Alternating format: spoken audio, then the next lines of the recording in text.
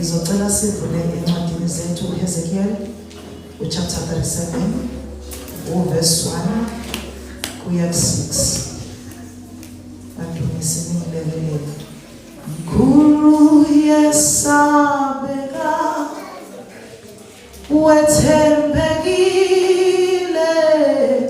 Amen. Hallelujah. Mkhulu yesabeka uJesu lo. Mkhulu yesabeka wethembekile.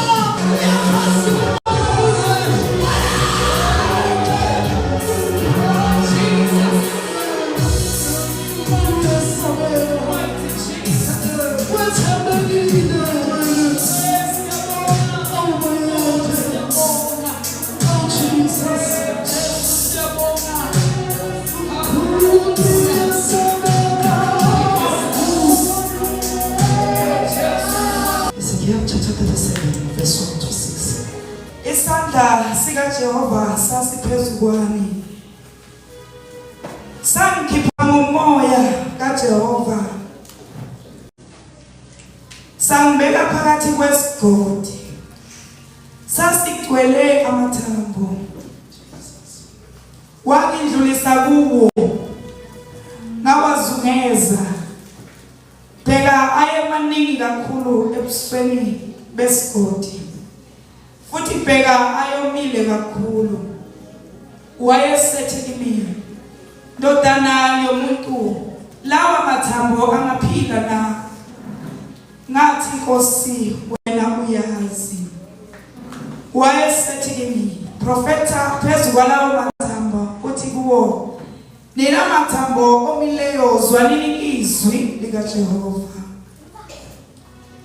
Isho kanje inkosi uJehova kulawo mathamba ithi, bhekani ngiyakungenisa kini umoya ngiphile. Ngiyakubeka imisipha phezu kwenu, ngihlumise inyama phezu kwenu, nginimboze ngesikhumba, ngininike umoya, niphile.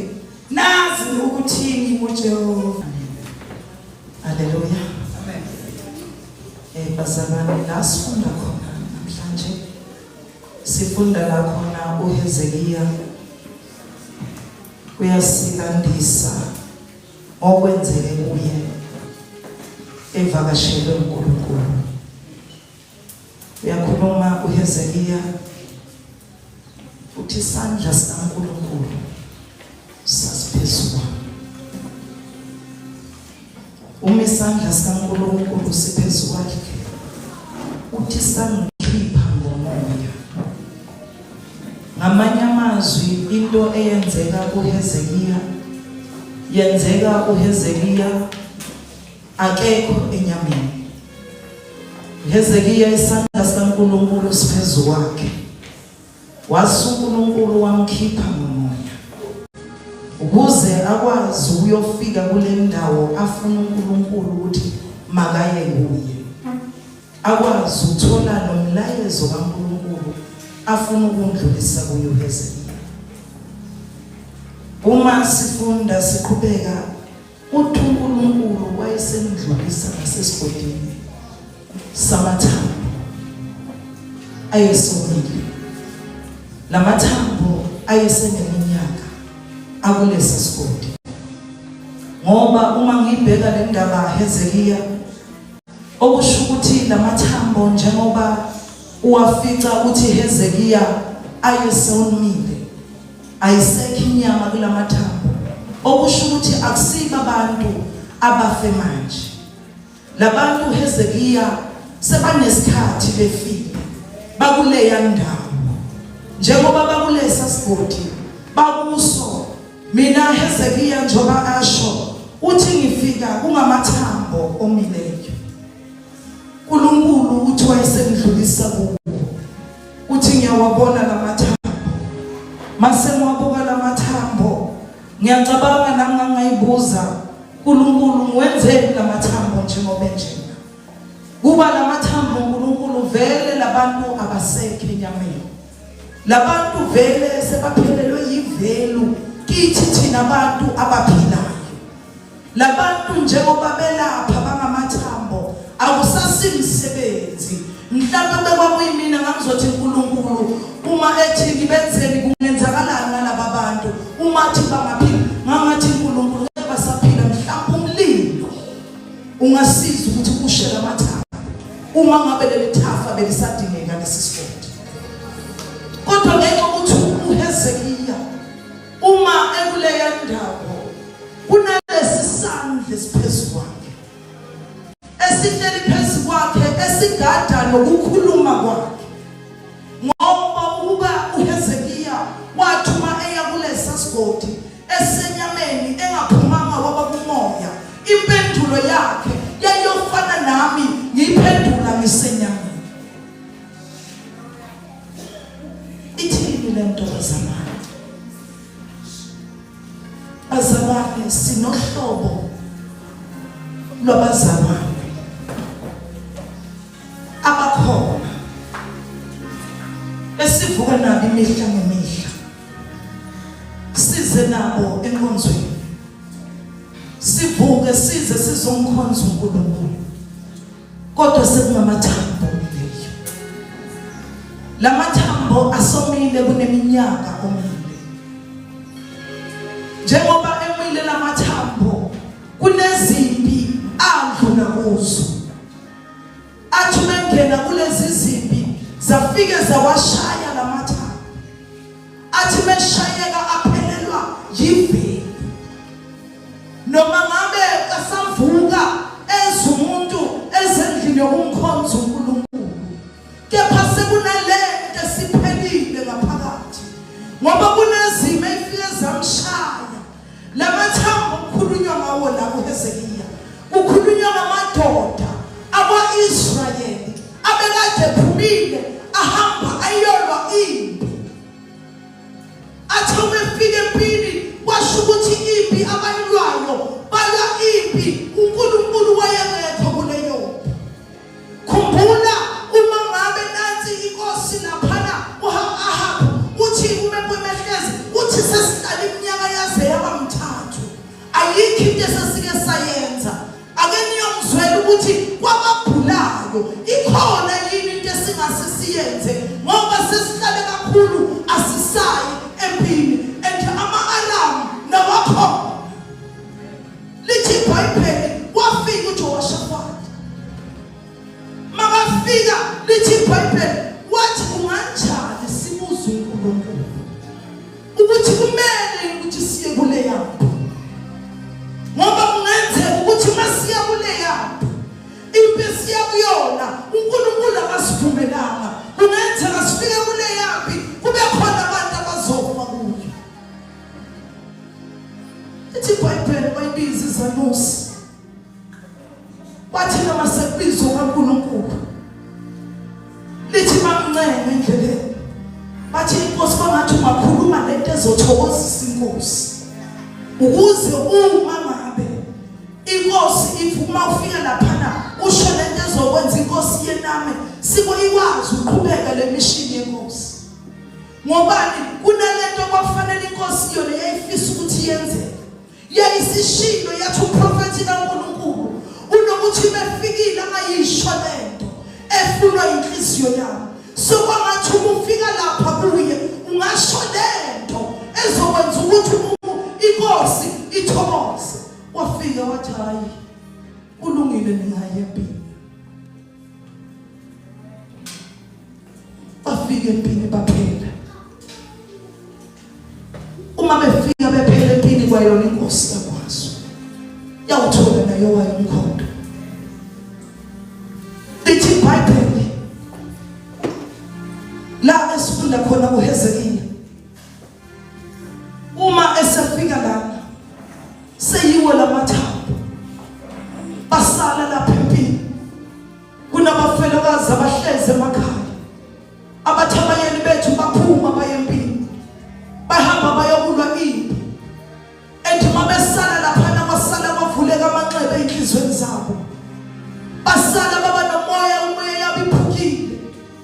Uthi uNkulunkulu ebuka kwabona lami lemindeni usebuyela la kuHezekiya uthi weHezekiya athi lapha kuverse 3 athi wayesethi kimi ndodana yomuntu lawa mathambo angaphinda na. Namhlanje silapho bazalwane lamathambo bazalwana angaphinda nje lamathambo bangcwela sangaphinda nje kunalamathambo bazalwane njengoba sikhuluma lakhona abanye bangcwele bethu amathambo abo afela empini kongasizone zabo bavuma baphawula impunga yone yabo kanti umkhonto uzohlaba ngakuye.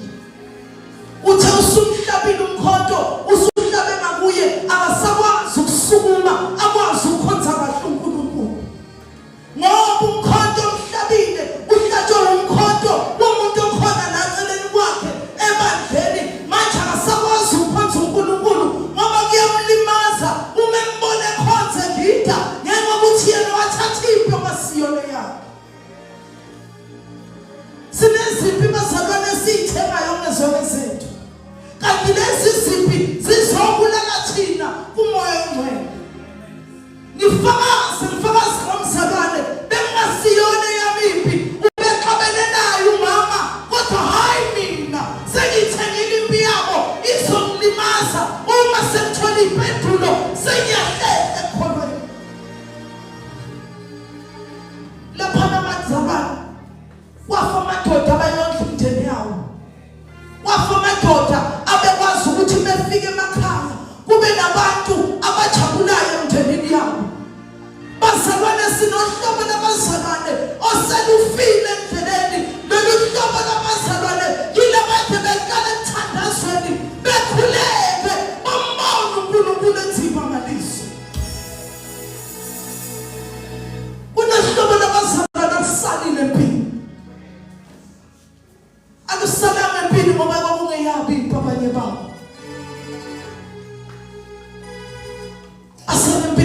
inhliziyo yabo abasakwazi ukukhuleka abasakwazi ukuthandaza ngenxa yezimo esibenze basala empini sibama amathambo lapha empini akodwa bazalwane awungeke asithele uhlala nathi kuze kube phakade ngegasithele uyahlala nathi uyahlala nathi kuze kube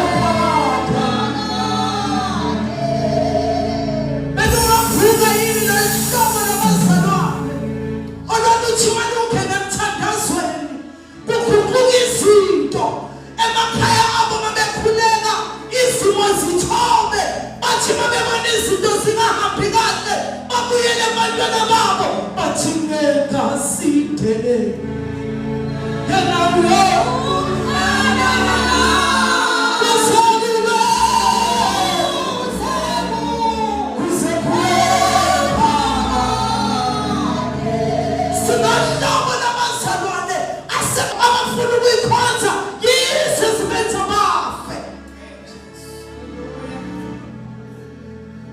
abasakwazi ukhonza uNkulunkulu ngoba lokho akukhulekela kwenzeke. uNkulunkulu kuye muhle uma ngabe lento ayifunayo yenzekile, kodwa uma kungakenzeki lo uNkulunkulu akusiyena. Yabazalwane, uNkulunkulu akashintshi, uNkulunkulu akaguquki futhi akaguqulwa isimo sakho noma isimo sakho singamasini kodwa uhlale uNkulunkulu. Bazalwane, akaguqulwa izimo zethu. Lo uNkulunkulu akaguqulwa ukuthi namhlanje ngimfuna abe uNkulunkulu ozokwenza, kodwa sihlale isakhe somkhosi uhlale uNkulunkulu.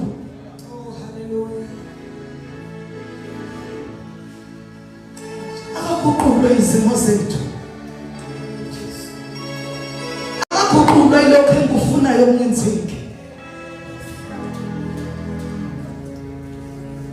akaguqulwa uNkulunkulu.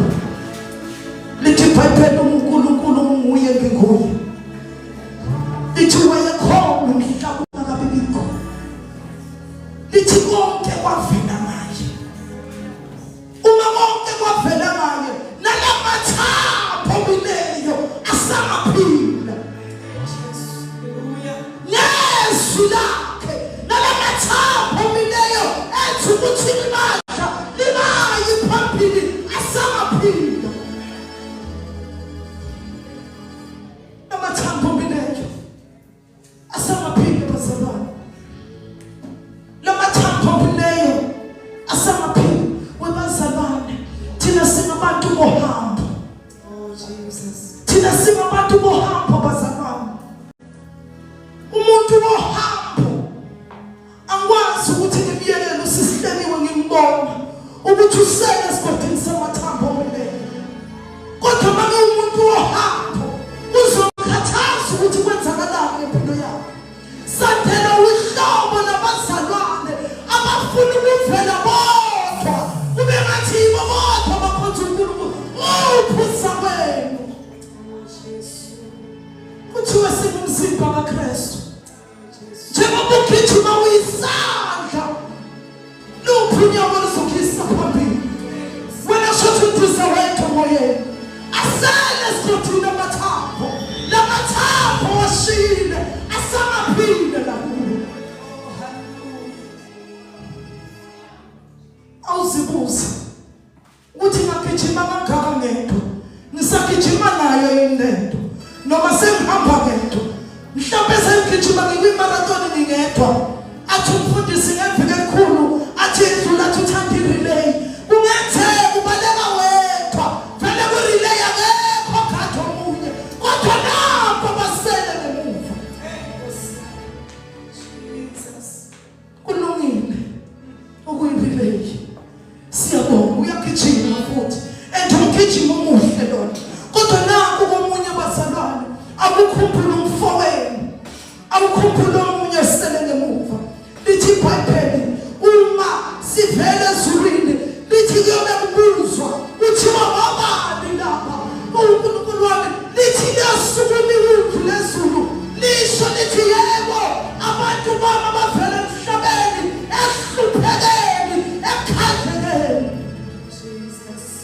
uyokubambe bani noma uyongena wedwa kodwa bazalwane uma simkhonza uNkulunkulu sizabuye ngeqiniso inhliziyo zethu siyinikele kuye siyokwazi ukusukuma kuthenze ekhathini ezinzima sisho nomhlabelelo sithi ngeke asidele uyohlala nathi kuthi lapha ekhaya lakho ubone ukuthi ithemba likho abantwana bakho abanye bafuna imisebenzi okuyisona simo sibhekene naso kulesi sikhathi kodwa ukwazi ukuyisela ithemba ngoba into eyenziwa uNkulunkulu lana ukhombisa ukuthi ithemba liyabuya kwasephelelwe yithemba. Inkonzo eyenziwa uNkulunkulu asikhombisa yona uthi kwasephelelwe yithemba liyabuya ithemba yena makakhona oselahle ithemba endleleni liyabuya ithemba.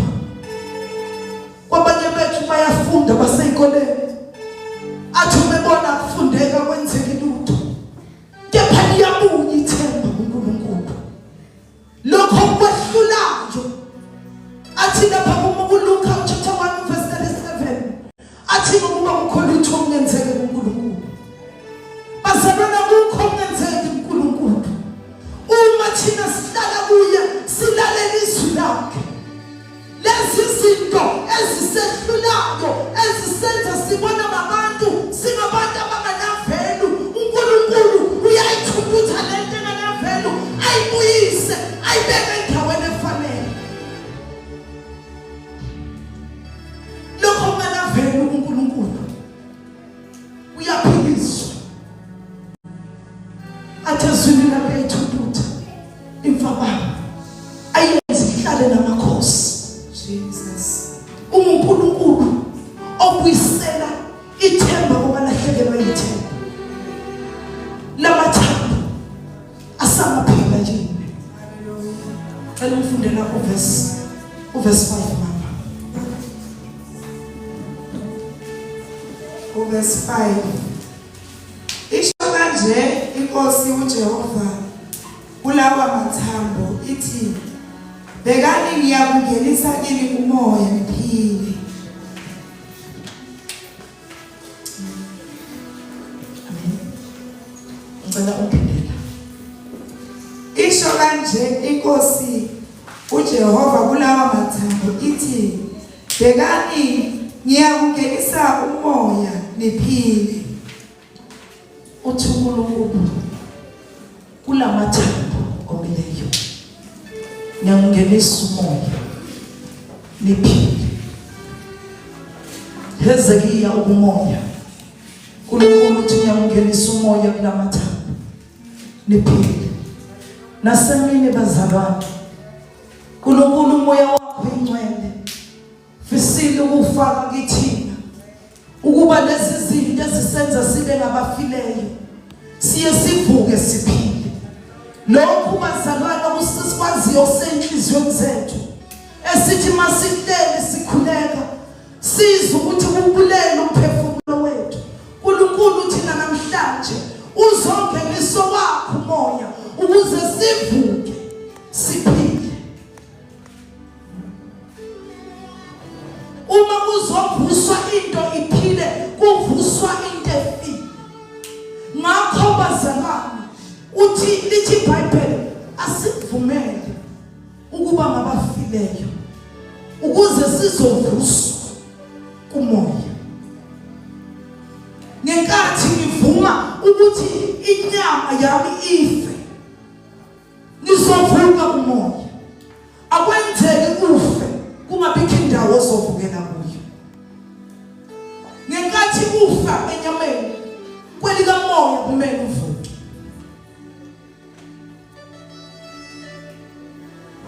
Bazalwane asivume uma ngabe uNkulunkulu ezosiphucunga azobulala lento yenze ukuthi singakwazi ukumkhonza. Ngoba bazalwane kuyiqiniso ukuthi siyafisa ukuyibona sikwelinye izinga lokukhonza uNkulunkulu. Kepha kunezinto esizivimbelayo. Abanye bethu sivinjelwa inhliziyo zethu inzonde ngaphakathi. Inhliziyo yethu ayikhululekile phambi kaNkulunkulu. Uma ethi uNkulunkulu ufuna ukusebenza ngathi noma ufuna ukusebenzisa iyamehlula inhliziyo yethu. Abanye inhliziyo zethu zithwele amagqubu. Asikwazi vile ukukhulumisana sisodwa. Kulungile uma besibona abantu sigqokile sihambela phezulu, kodwa kunabantu singabakhulumisi. Bese sibuya sizofakaza ngoNkulunkulu. Kuyamlimaza umoya engcwele. Yilolu hlobo labantu uHezekiya abafica lapha nesigodini. Wafica lolu hlobo labantu abanye abafe ngezimpunga zabo, abanye bafe ngoba kuyiphutha ukuthi batholakale kanjani bekuleya ndawo. Abanye bakhona bafile babulawa inzonde ngaphakathi kwabo, ayikwazi ukubakhulula. Leyo nzonde bazalwane ivalele izinto uNkulunkulu afuna ukwenzela zona. iBhayibheli lithi uNkulunkulu usebenza ngenhliziyo. Uma ngabe inhliziyo yami ingakwazi ukumthokozisa uNkulunkulu, ayikho into uNkulunkulu azoyikhuluma kimi. Futhi noma sefisa ukukhuluma ngayo inhliziyo, kimina khuluma kimi. Uma kwathi inhliziyo ibolile, inhliziyo ingakwazi ukumthokozisa uNkulunkulu, akukho azokhuluma. Izoba ilo hlobo lomzalwane olungakwazi ukuthola ama-message eNkulunkulu. Ngoba uNkulunkulu akanandawo la azokhuluma khona.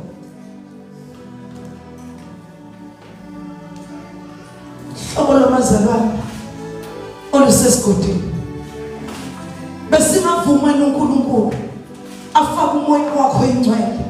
Elithi iBhayibheli wathi mase washona ngomazwi, uthi uHezekiya masiqhubeka nalo, uthi kweza ubugudlugudlu benzeka esigodini samathambo. Bekungenzeka nalakithi mazalwane lobu gudlugudlu ukakugudluzele lezi zinto ezenza ivimbela uNkulunkulu, ugudluzele lezi zinto ezibangela ukuthi kungenzeki intando kaNkulunkulu.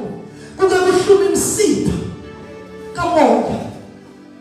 Uma ekhuluma ngale msipha, imisipha bazalwane iyona ehambisa umoya umuntu empilweni yakhe emzimbeni.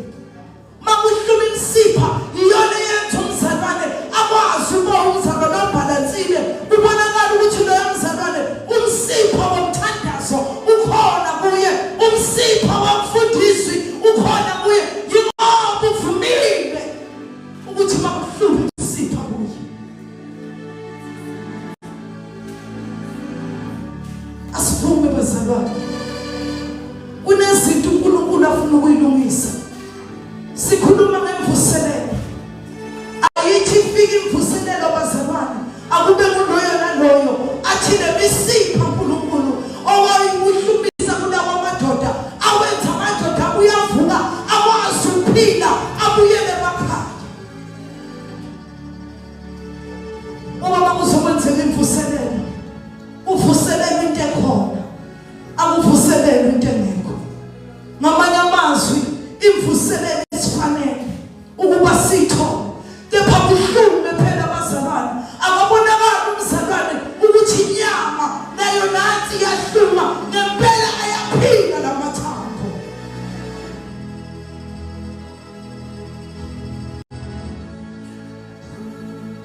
Awahlume bazalwane, ayihlume imsipha. uNkulunkulu ufuna ukusebenza nabazalwane abagcwalisiwe ngomoya. Ufuna ukuhamba nohlobo lwabazalwane olwaziyo ukuthi makuthiwa isikhathi sokuthandaza bayazi ukuthi isikhathi somkhuleko. Ufuna ukuhamba nohlobo lwabazalwane olukhuthazele kabi ukwenza umsebenzi wenkosi. Kungathi uhlobo lwabazalwane oluhlalela ukubuka ukuthi ubani ozokwenza ini, ubani ozoyenza kahle yini lento. Kepha makwazi uhlobo lwabazalwane abakhathalela ukwenza umsebenzi wenkosi.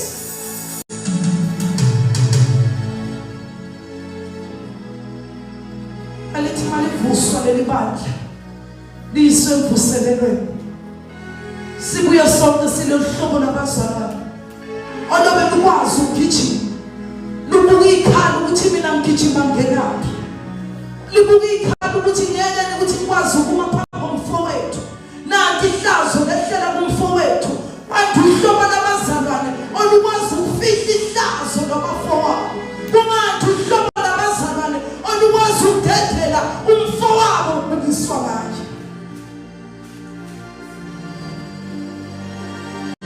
akasibelelo hlobo bazalwane sandelwa abazalwane abaxolelayo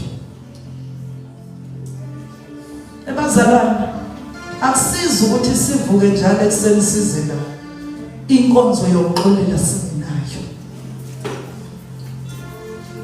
ngoba ukuza kwethu lana kufana nokuthi nje uzohlala esitulweni kodwa akushiwo ukuthi iphuma yiba khona kodwa inkonzo yokuxolela ake siyofuna yona abazalwane oyenzayo siyambongisa sithi udumo lonke maluye kuNkulunkulu kodwa ngoba sele esisele nabo lenkonzo yokuxolela ake sihambe siyoyenza ngenkathi wenza inkonzo yokuxolela kunezinto ezikhululayo kunezinto ezikhululayo ezemthandazo osuyithandaza iminyaka zingenzeki zivinjwe inkonzo yokuxolela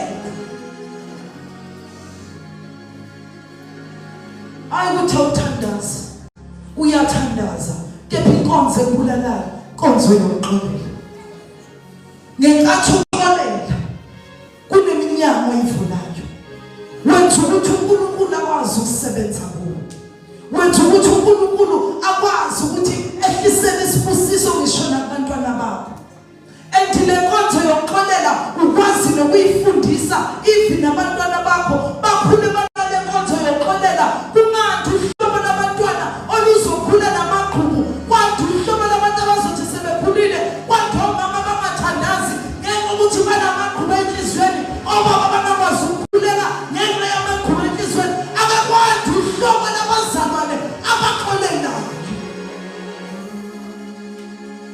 alande bazalwane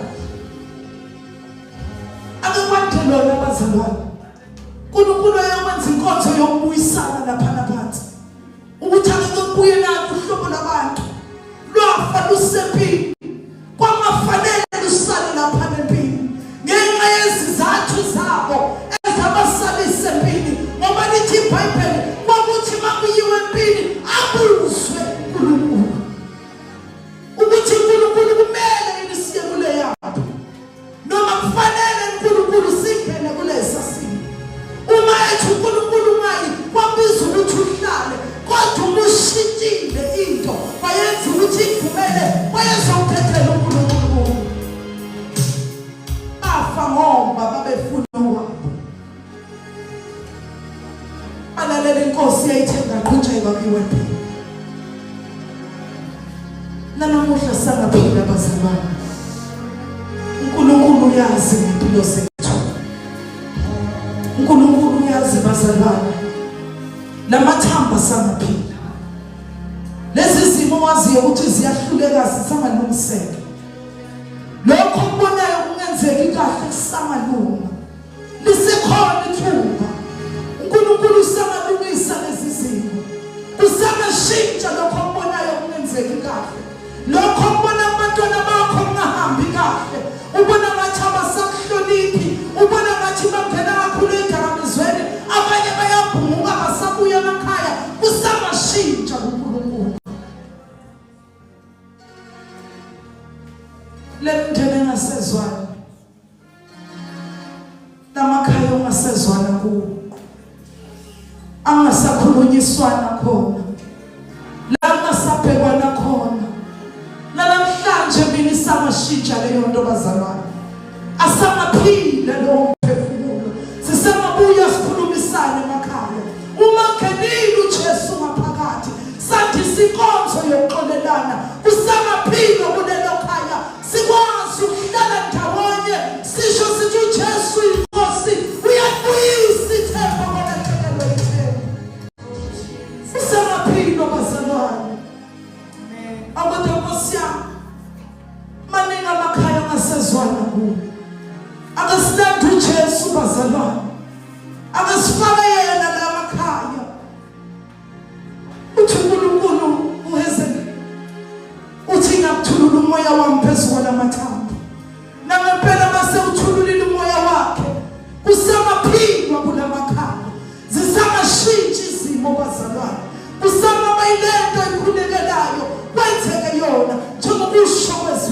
uNkulunkulu. Haleluya. Ngicela uzosikhulekela baba uNtshaka. Ngeke siphelele